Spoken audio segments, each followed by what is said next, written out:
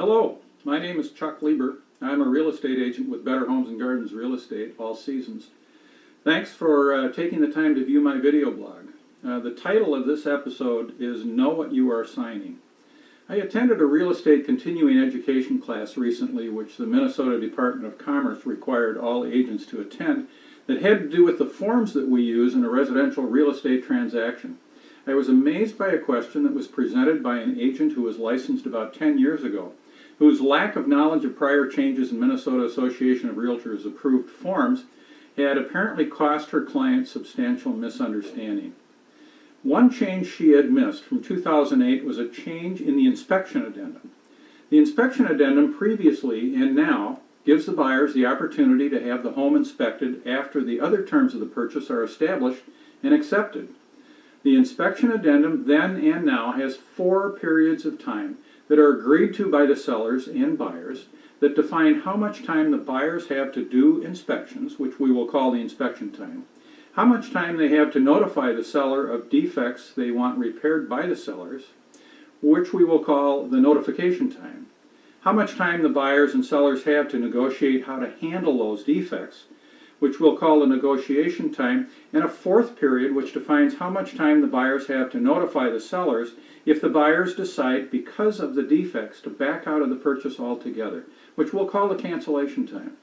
If the buyers don't notify the sellers of defects within the required time, the buyers are obligated to go ahead with the purchase without the sellers being required to address any defects. Here's what the change addressed. Prior to 2008, once the inspection was performed, the timing immediately reverted to the notification time. Let's look at an example to help us understand this timing a little better. Let's say the agreed upon times were 5 business days to do the inspection, 2 business days to notify the seller of defects, and 2 business days to finalize negotiations on how to handle the defects.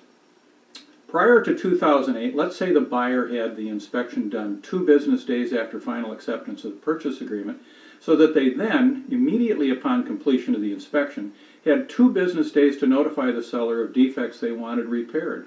Now, most home inspectors are not licensed HVAC contractors, and therefore could not certify that a furnace was in proper working order, so in many cases the buyers would want to conduct more than one inspection, one by the home inspector and one by a licensed HVAC contractor, and maybe even a 3rd inspection for the presence of radon. During the 2007 session of the Minnesota Association of Realtors Forms Committee, of which I was a part, we addressed this issue. The new form, implemented in 2008, changed this scenario to allow the buyers an inspection time that would accommodate more than one inspection, if so desired. The new forms indicate that the buyers have the full time, let's say in the prior example, 5 business days to conduct as many inspections as they felt necessary. The difference is that completion of the first inspection does not trigger the notification period.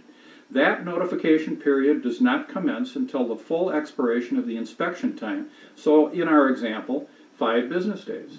So the confusion arises when the seller's agent assumes that once the buyers have the first inspection done, the 2 business days, to notify them of defects commences when actually it doesn't commence until the 5 business days has elapsed. So in this case, let's say the buyers decide that the initial inspection, which was done 2 business days after final acceptance, was sufficient.